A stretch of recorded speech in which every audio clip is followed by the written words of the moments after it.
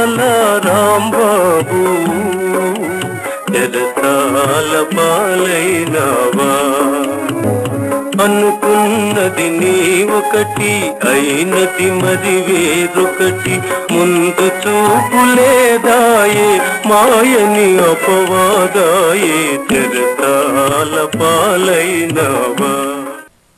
ఏమిటండి ఇది? దీనికి ఏమన్నా అర్థం ఉందా? అసలు స్కామ్ అనేది చేయాలంటే ఏ లెవెల్లో చేయాలి?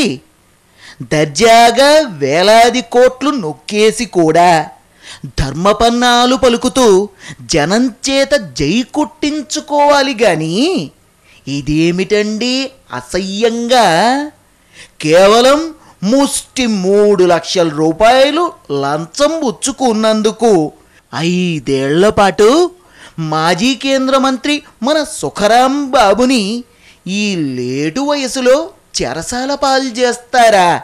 What a shame!